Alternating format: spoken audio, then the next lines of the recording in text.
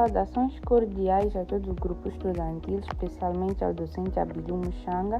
Respondo pelo nome de Âncora Jane Reginaldo Wamba, estudante do Instituto Superior de Comunicação e Imagem, a fazer licenciatura em Contabilidade e Auditoria. Este trabalho é especificamente para a cadeira de Contabilidade Financeira 2, no qual nós falaremos sobre a norma de contabilidade e relato financeiro 4, que neste caso fala-nos sobre políticas contabilísticas, alterações nas estimativas contabilísticas e seus devidos erros.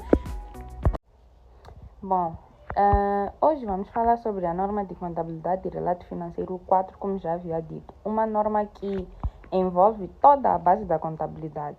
Ou seja, o objetivo da norma 4 é simples, mas é muito poderoso, porque ela existe para garantir que as empresas não mudem de regras no meio da sua existência. O que é que exatamente a norma 4 estabelece? Primeiro, ela define os critérios para a seleção de políticas contabilísticas.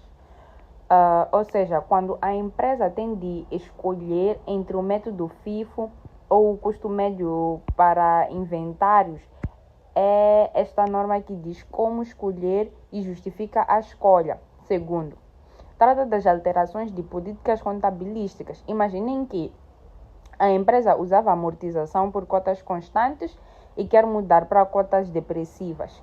A norma de contabilidade e relato financeiro 4 diz como fazer essa mudança e como aplicar para trás, para manter os anos comparáveis nesse caso.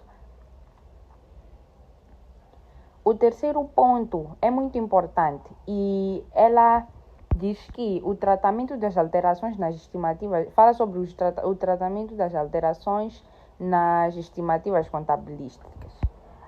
Ou seja, aqui falamos sobre provisões, vida útil de ativos e imparidades. Se hoje eu estimo que uma máquina dura 10 anos e amanhã eu vejo que só dura 7, a norma diz que a mudança é só para frente, não mexe no passado. Quarto, o tratamento da correção de erros diz que se descobrirmos um erro material de anos anteriores, não se corrige só no ano atual, tem de se reexpressar as demonstrações financeiras anteriores. É como voltar, por exemplo, atrás no tempo e ter de corrigir todos os erros cometidos.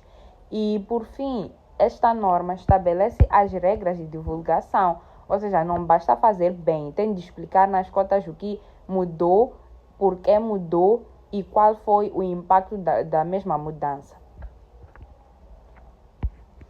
Agora, qual é exatamente a finalidade de tudo isto?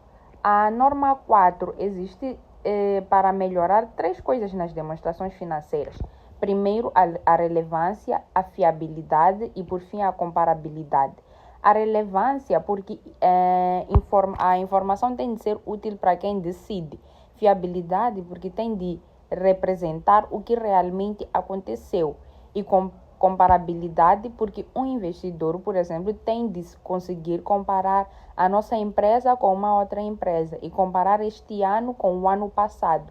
No fundo, ou seja, na verdade, a norma de contabilidade e relato financeiro 4 é a norma que garante consistência e sem esta norma, cada empresa faria as contas à sua maneira e as demonstrações financeiras não serviriam para nada, nem para comparar, nem para confiar e nem para mais nada.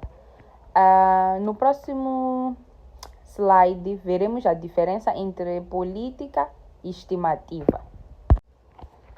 Depois de vermos os objetivos, vamos agora ao âmbito da norma de contabilidade e relato financeiro 4, ou seja, onde é que esta norma se aplica na prática. A norma 4 aplica-se a 4 situações concretas. E atenção, porque isto sempre é importante, não só porque podemos vir a precisar no futuro, mas como também pode ser uma das matérias do teste. Primeiro, aplica-se a seleção e aplicação de políticas contabilísticas. Isso é quando a empresa abre as portas e tem de decidir, vou usar o método FIFO ou o custo médio ponderado. Vou amortizar por cotas constantes ou degressivas. A norma diz como escolher. Segundo, aplica-se às alterações de políticas contabilísticas. Se a empresa já usava um método e decide mudar para o outro, é aqui que a norma 4 entra. Ela obriga a aplicar a mudança para trás, como se a política nova tivesse sempre existido. Terceiro, aplica-se às alterações nas estimativas contabilísticas, ou seja, isto é diferente de política. Estimativa é quando calculamos a vida útil de um ativo, o valor de uma provisão para clientes duvidosos ou uma imparidade. Se mudamos a estimativa, o efeito é só daqui para frente. Quarto e último, aplica-se a correção de erros de períodos anteriores. Se no fecho de 2025 descobrimos que as contas de 2024 tinham um erro material, não corrigimos em 2025, temos de voltar, ou seja, regredir, recuar no tempo e reexpressar 2024 corretamente.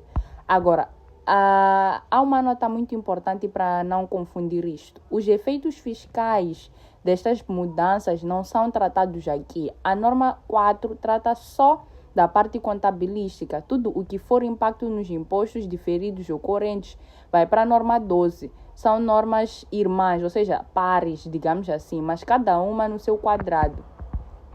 Resumindo a norma 4, que usamos sempre, que mexemos em políticas estimativas ou corrigimos erros. Mas se a pergunta for sobre impostos diferidos por causa da mudança, a resposta está na norma 12, é o que eu havia dito, porque são normas que basicamente uma complementa a outra. Por fim não. Agora chegamos ao coração da norma 4. O que são exatamente políticas contabilísticas? Políticas contabilísticas são os princípios, as bases, as convenções e as práticas que a empresa usa para preparar as demonstrações financeiras. Em linguagem simples, são as regras, neste caso, do jogo que a empresa escolhe para fazer a contabilidade.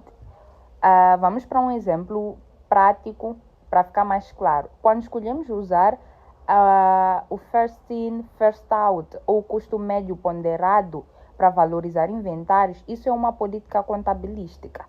Quando decidimos amortizar os ativos por cotas constantes ou por cotas degressivas, também é uma política contabilística. A forma como reconhecemos o rédito, se usamos justo valor ou custo histórico para certos ativos, tudo isso são políticas contabilísticas. E qual é o objetivo de ter essas políticas bem definidas?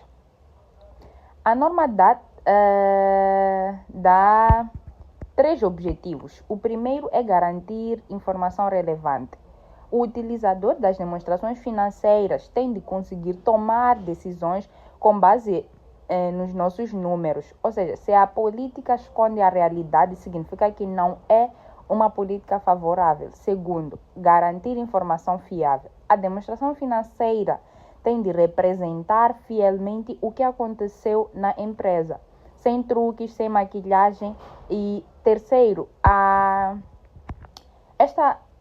o terceiro objetivo é assegurar a comparabilidade. Um investidor tem de conseguir comparar a nossa empresa com a concorrente e tem de conseguir comparar o nosso ano 2025 com o ano 2026. Se mudamos a política todos os anos, ninguém entende nada. Atenção que a política contabilística não é estimativa, é a regra geral que eu escolho. Ou seja, estimativa é número que eu coloco dentro da regra. Exemplo, escolher cotas constantes é política. Dizer que a máquina dura 10 anos é estimativa. Políticas são as escolhas estruturais de contabilidade. Uma vez escolhidas as políticas, só mudam se a norma obrigar ou se a mudança der informação melhor. E quando é que muda? Primeiro, na verdade, quando mudam, aplicamos para trás. No próximo slide, vamos dar seguimento a esta matéria. Já sabemos o que são políticas contabilísticas. Agora a pergunta é, como é que a empresa escolhe qual usar? A norma 4 dá uma regra muito simples em dois cenários. Cenário 1, nunca existe uma norma específica para aquela transação, por exemplo, inventários. A norma 9 diz claramente que só posso usar FIFO ou custo médio. Aqui não há discussão. Se a norma manda, nós devemos cumprir. Aplicamos a respectiva norma e é só isso. Cenário 2. E quando não existir norma nenhuma, aí a responsabilidade passa para o órgão de gestão. A empresa tem de usar julgamento profissional, mas atenção que não é julgamento qualquer, é julgamento para produzir informação com 5 características. Primeiro, relevante. Segundo, fiável. E terceiro, prudente. Na dúvida, não devemos embelezar o balanço. Não reconhecemos lucro antes do tempo e reconhecemos as perdas logo que sabemos dela. Quarto, uma informação completa. Não escondemos nada material nas notas. O utilizador tem de ver o filme todo, ou seja, toda a informação. E quinto, uma informação neutra. Não podemos escolher a política só para mostrar lucro ou lucro maior ou lucro menor. Vou dar um exemplo real de Moçambique. Imagine uma empresa de agricultura que faz plantação de cajueiros. Não existe norma de contabilidade e relato financeiro específica para ativos biológicos no PGC, NIRF,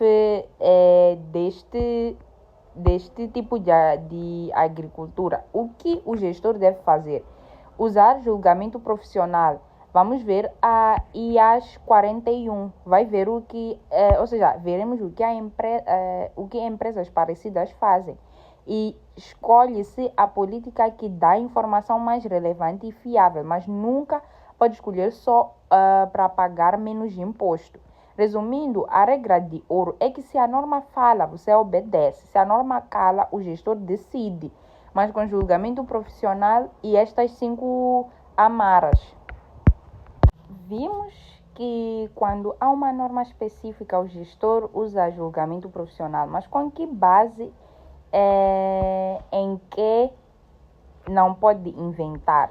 A norma 4 dá a receita. Ao desenvolver uma política contabilística do zero, o gestor tem de seguir 2 critérios principais. É uma hierarquia praticamente. Critério número 1, normas relacionadas ou semelhantes.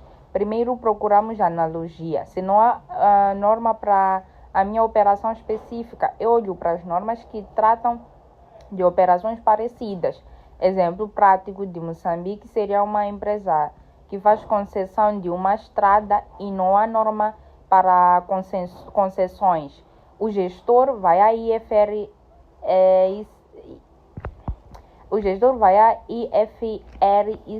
12 das IFRS ou vai à norma de locações. Procura a norma mais próxima e adapta ao tratamento.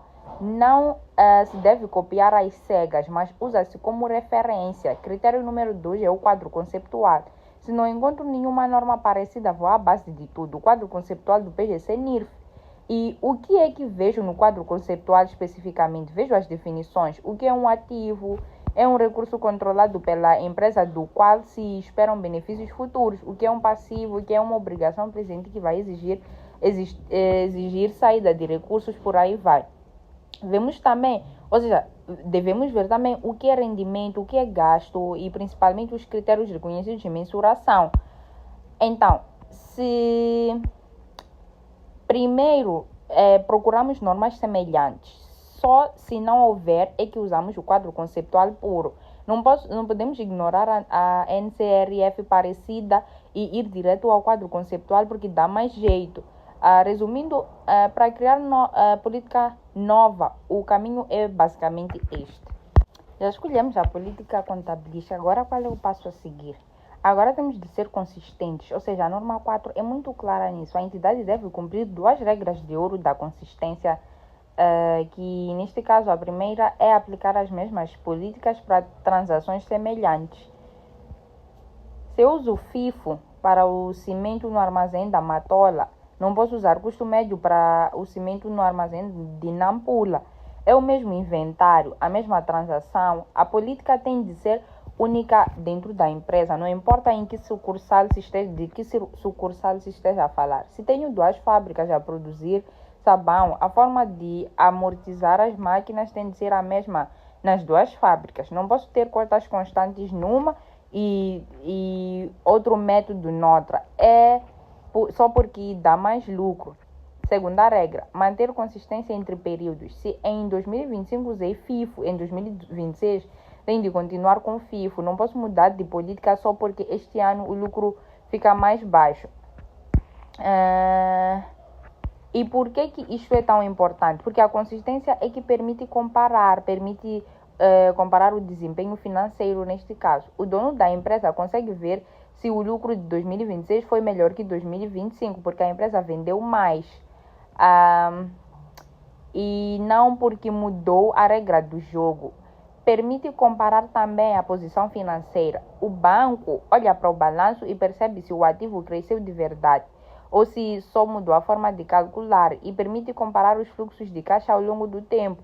O investidor vê se a empresa gera dinheiro de forma estável ano após ano. Atenção que consistência não quer dizer que nunca posso mudar. Posso mudar de política sim, mas só se a norma me obrigar a fazer isso, ou se a nova política der informação melhor. E quando no mundo, quando mudo, ou seja, tenho de aplicar para trás e explicar tudo nas notas.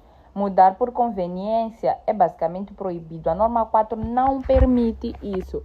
Mesmo de forma resumida, mesma transação, mesma política, mesmo critério, ano após ano. Só assim as demonstrações financeiras servem para tomar decisões. Quando é que se pode mudar de política contabilística? A norma 4 só permite em duas situações. Primeiro, quando é exigida por uma norma. Se sai uma norma nova que obriga a mudar, a empresa não tem escolha, deve só cumprir. Segundo, para dar informação mais relevante e fiável. A empresa muda voluntariamente porque a política nova mostra melhor a realidade econômica. Atenção que mudar só para aumentar lucro ou pagar menos impostos é proibido. A mudança tem de melhorar a qualidade de informação, não o resultado.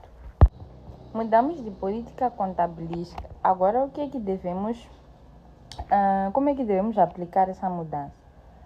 A norma 4 manda aplicar retrospectivamente. Isso quer dizer o que exatamente? Quer dizer que fazemos de conta que a nova política sempre existiu. Voltamos atrás no tempo e refazemos as contas. Para fazer isso, a empresa tem duas obrigações. Primeiro, que é ajustar o capital próprio inicial. Estamos em 2026 e mudamos de FIFO para custo médio. Vou ao balanço de abertura de 2026, que é o balanço de fecho de 2025, e ajusto os resultados transitados. É como corrigir o saldo que vem de trás por causa da nova regra. Segundo, expressamos já a informação comparativa. As demonstrações de 2025 que apresentou ao lado das de 2026 têm de ser refeitas, ou seja, pego nos números de 2025 e recalculo tudo com custo médio. O lucro de 2025 muda e o ativo também muda, ou seja, tudo muda. O utilizador para 2025 e 2026 vê os 2 anos com a mesma política, só assim consegue comparar. Depois de mudarmos de política contabilística e aplicarmos retrospectivamente, não termina por aí. A norma 4 obriga a contar tudo nas notas, ou seja, quando há alteração de política, a empresa tem de divulgar 6 coisas.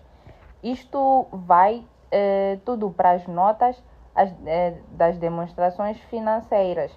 Primeiro, a natureza da alteração. Explico o que mudei. Exemplo, a empresa passou a usar o custo médio em vez de FIFO para valorizar inventários. Segundo a norma aplicada, digo qual norma me obrigou a mudar. Ou digo que foi uma mudança voluntária para cumprir o parágrafo 13 da norma 4. Terceiro, as razões da alteração. Justifico se foi voluntário. Tenho de provar que a política nova dá informação mais relevante e fiável. Sem justificação, o auditor não aceita. Quarto, as quantias ajustadas.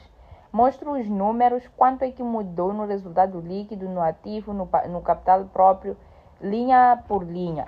Quinto, os efeitos nos períodos anteriores. Digo, quanto é que o lucro de 2025 mudou depois de reexpressar. O utilizador tem de ver o impacto no passado. Sexto, eventuais limitações práticas. Se não conseguir aplicar retrospectivamente a 100%, porque era impraticável, tenho de explicar porquê e até onde consegui ir. Atenção que isso não é opcional. Se mudamos de política e não divulgamos esses 6 pontos, as demonstrações financeiras não cumprem a norma 4. Ou seja, o auditor dá ênfase ou até reserva. O objetivo da divulgação é simples, transparência. Quem lê as contas tem de entender o que mudou, por que mudou e quanto mudou. Saímos das políticas e entramos nas estimativas. E aqui a regra do jogo muda completamente, porque na contabilidade nem tudo é exato. Muitos elementos exigem estimativas porque não conseguimos saber o valor certo hoje. Só podemos estimar este mesmo valor. Vamos aos exemplos que podem ser considerados. Primeiro, dívidas incobráveis. Eu vendi a prazo para um cliente, ele vai pagar? Não sei. Tenho de estimar quanto é que não vou receber e criar perda por imparidade. Segundo, obsolência de inventários. Tenho telemóveis no armazém. Daqui a 6 meses ainda valem o mesmo, ou seja, ainda tem o mesmo valor? Provavelmente não. Temos de estimar a perda. Terceiro, vida útil dos ativos. Comprei uma máquina hoje durante 10 anos. Durar 10 anos ou durar 15 anos. É uma estimativa. E é essa estimativa que define a amortização anual. Quarto, justo valor dos ativos financeiros. Tenho ações de uma empresa que não está na bolsa. Quanto valem? Tenho de estimar com base em modelos. Quinto, garantias prestadas. Vendi 100 geleiras com garantia de 2 anos. Quantas vão variar? Estimamos uma percentagem e criamos provisão. Agora, muita atenção. Isto não é política contabilística. Política é regra geral. Escolher cotas constantes é política. Dizer que a máquina dura 10 anos é estimativa. É o número que eu coloco dentro da política. E por que isto importa? Porque estimativa muda sem drama, sem muita enrolação. Se chega informação nova, eu ajusto a estimativa, não mexo no passado, só aplico para frente. Então mudou a estimativa e agora? Aqui a norma 4 é simples e é o oposto das políticas. O reconhecimento é prospectivamente. Isso quer dizer que o reconhecimento será feito para frente, nunca para trás. Regra 1. No período atual, se a mudança só afeta o ano corrente, o efeito fica todo no resultado de hoje. Exemplo prático. Estamos em 2026. Eu tinha uma dívida de um cliente que achava que ia receber 100 mil meticais. Agora soube que a empresa faliu. Ajustou a estimativa para zero. Os 100 mil vão para gasto em 2026. Ponto final, não mexo mais em 2025. Regra 2. No período atual e períodos futuros, se a mudança afeta hoje e os anos seguintes, espalhe o efeito. Exemplo clássico. Comprei uma máquina por 1 milhão. Estimava, por exemplo, vida útil de 10 anos. A amortização era de 100 mil por ano. No ano 6, descubro que só vai durar mais 2 anos. Não 4. O que faço? Pego no valor contabilístico que sobra e divido por 2, ou seja, pelos 2 anos que restam. Não volto a 2021 para corrigir. Aplico a nova estimativa de 2026 para frente. E a regra de ouro deste slide é que não há reexpressão de períodos anteriores. Mudança de estimativa nunca mexe no passado. Muita gente, na verdade, tem medo da palavra estimativa na contabilidade. Acham que é um pontapé que tira a credibilidade às contas. Mas a norma 4 diz o contrário. As estimativas têm 3 características importantes.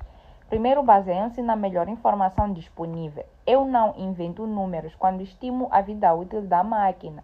Olho para o manual do fabricante e para a experiência com máquinas iguais, para o plano de uso da empresa. Uso tudo o que eu já sei. É um palpite, sim, mas é um palpite informado. Segundo, são normais na contabilidade. Contabilidade sem estimativa praticamente não existe. Dívidas incobráveis, amortizações, provisões para garantia, justo valor, tudo isso. Terceiro, não reduzem a fiabilidade das demonstrações financeiras. Isto é o mais importante. O facto de eu estimar não quer dizer que as contas são falsas, quer dizer que estou a ser honesto. Prefiro estimar uma perda por imparidade hoje do que mostrar um ativo sobreavaliado. Estimar bem aumenta a fiabilidade. Atenção à diferença, porque estimar é usar bem a informação que hoje tenho. Erro é quando eu tinha a informação e não usei, simplesmente dei-me por despercebida. Bom, por que uma estimativa muda? A norma 4 dá-nos 3 motivos e nenhum deles é porque erramos. Primeiro, são novas informações.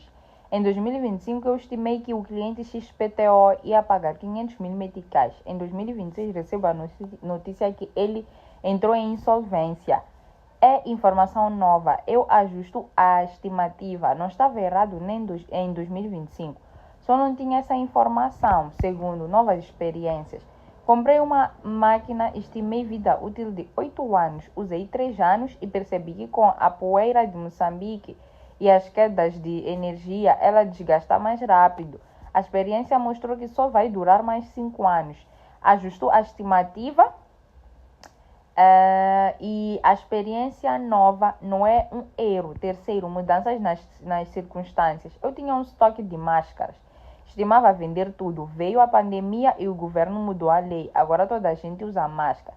A circunstância mudou. A minha estimativa de vendas também muda. O mercado mudou. Eu ajusto. E aqui vai o mais importante. Não constitui correção de erro.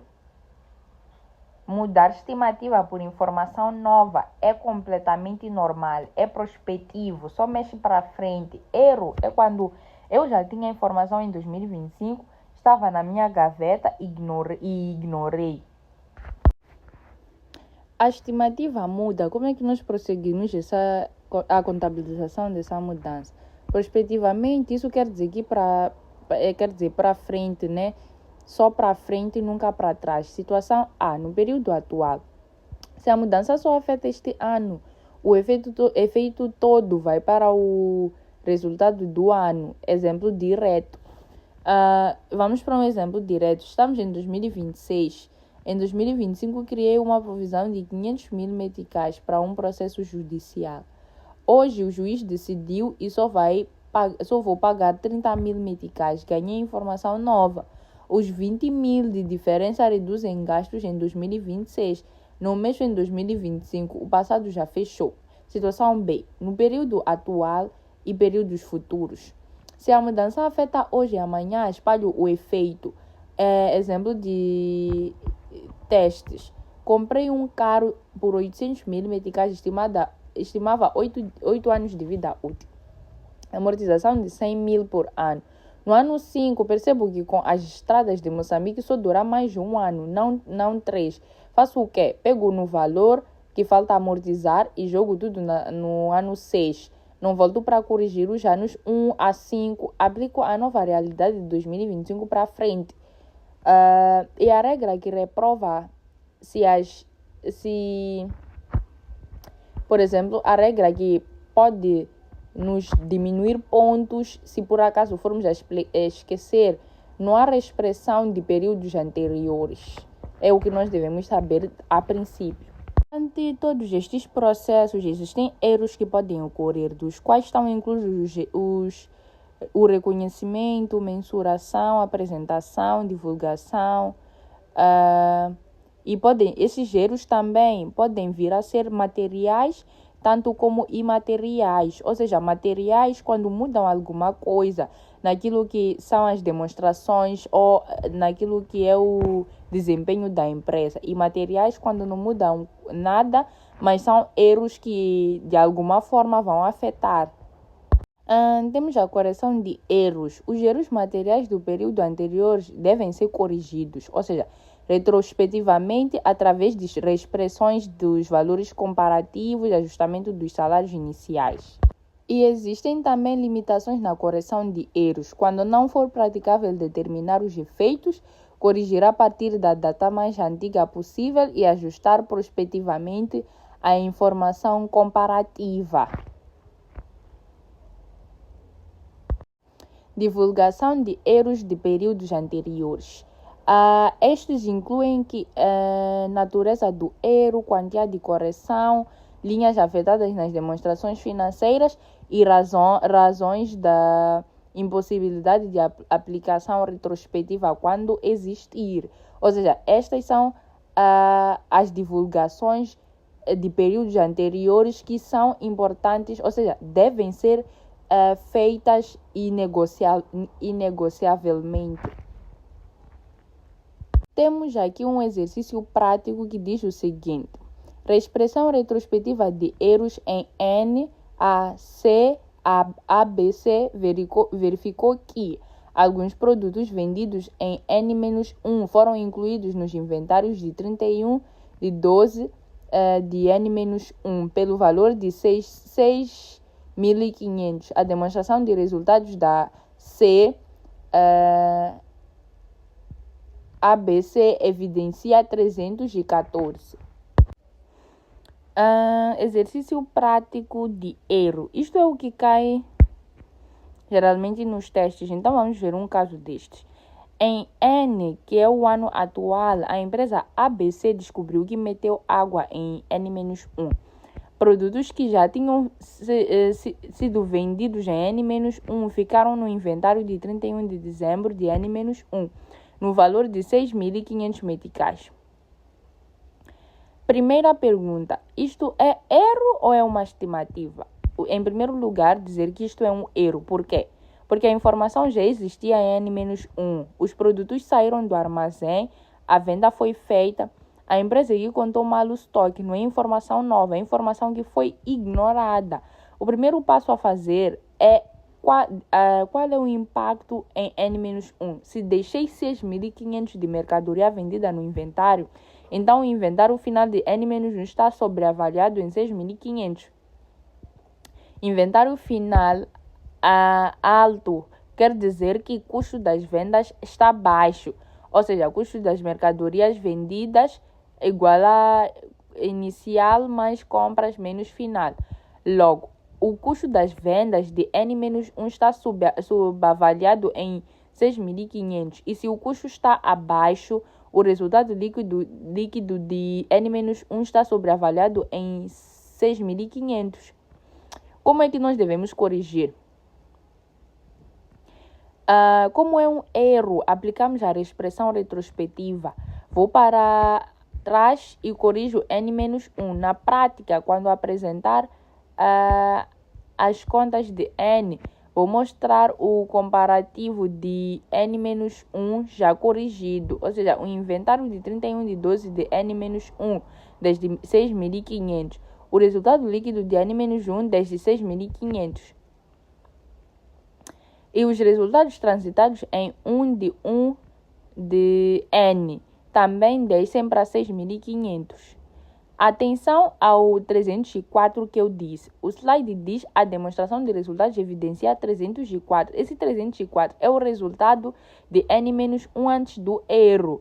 Depois da correção, o resultado real de N-1 passa para 314 menos 6.500, dá resultado negativo de 6.181.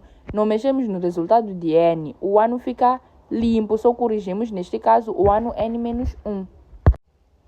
Agora vamos corrigir os números. Então, temos a demonstração de resultados de N e N-1. O erro está em N-1. Acredito que se lembram.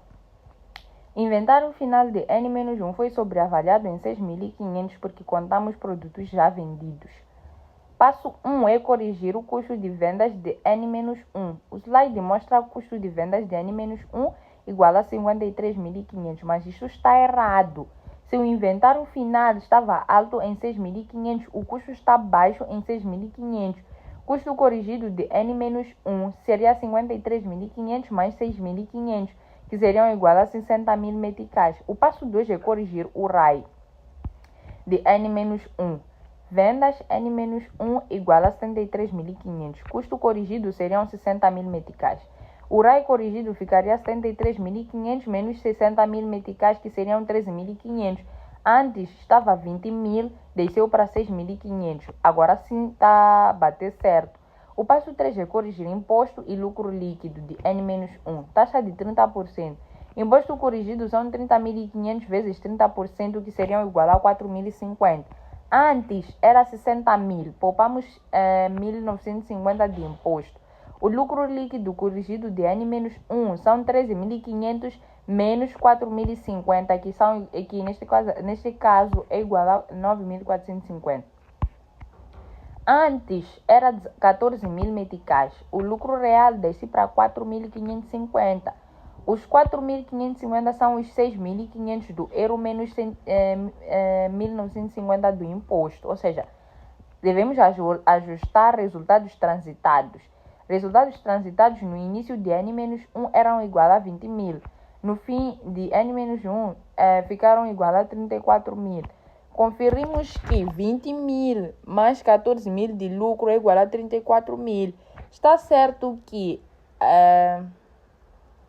Ou seja, está certo antes do erro. Depois da correção, o lucro de N-1 passa para 9.450, que são, nesse caso, resultados transitados corrigidos no fim de N-1. 20% mais 9.450 igual a 29.450. Bom, chegamos à solução do exercício número 2. É assim. Demonstração dos resultados reexpressa.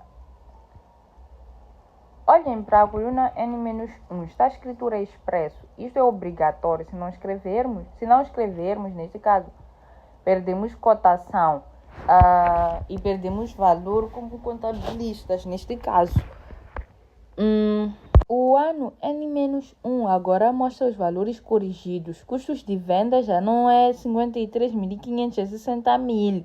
Aumentou os 6.500 do erro. Ou seja, o RAI de N-1 desce para 13.500. O imposto recalculado a 30% dá 4.050. Temos como lucro líquido de N-1 9.450. E como é que o ano N fica? Aqui está a gota de água. O custo de vendas de N no slide é 80.000. No slide anterior era 86.500. E por que isso mudou? Porque o inventário inicial de N estava errado. O inventário final de N-1 é o inicial de N. Se baixamos o final de N-1 em 6.500, o inicial de N também baixa para 6.500. Baixa em 6.500 neste caso. O custo das mercadorias vendidas e consumidas de N inicial menor faz o custo descer. Ou seja, 86.500 menos 6.500 é igual a 80.000. O RAI de N sobe para 24.000 meticais. O imposto sobe para 7.500. Lucro de N passa para 16.800 meticais.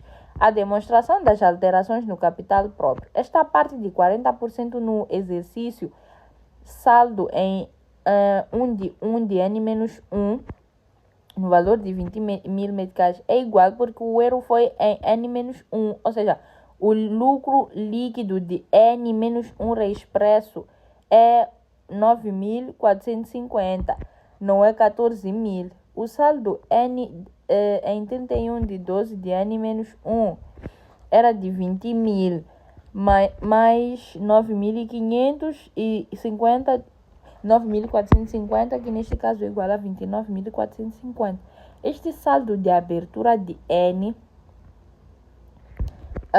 neste caso é o saldo de abertura de N, e assim fica a resolução deste exercício.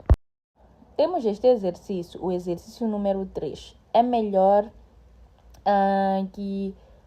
Peço, por favor, que pausem o slide do exercício para que possamos ler. Como eu já li, eu vou explicar logo a resolução. O exercício 3 é igual ao anterior, mas com datas diferentes.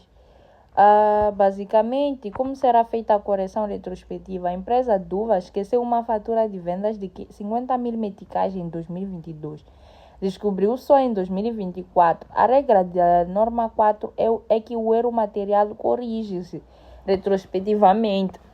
Isso quer dizer que eu volto para 2022 e reexpresso. Não lanço em 2024. O ano de 2024 fica completamente limpo. Eu ajusto 2022 e o saldo de abertura de 2023. A linha B. Quais demonstrações devem ser ajustadas? Quando eu publicar as contas de 2024, vou apresentar 3 coisas corrigidas.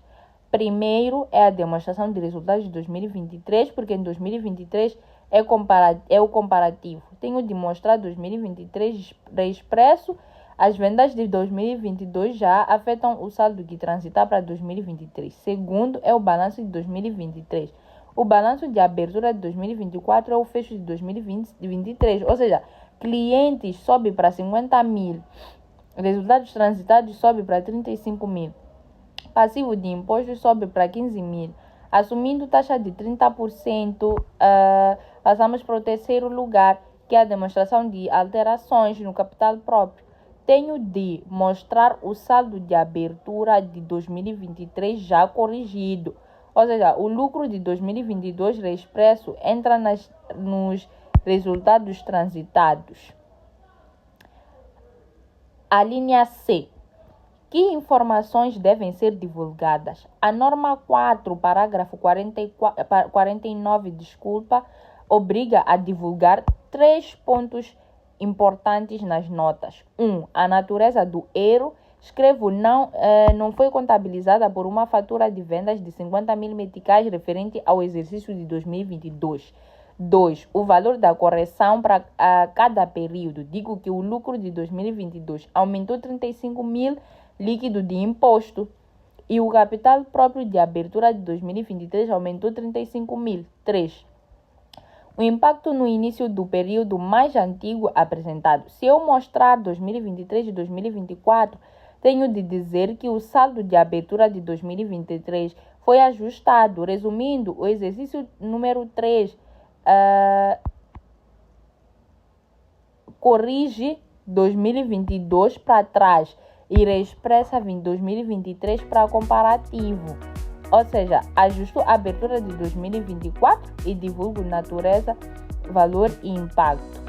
Então, este foi o trabalho sobre a norma de contabilidade e relato financeiro número 4. Acredito que nos vejamos num futuro muito próximo e até lá.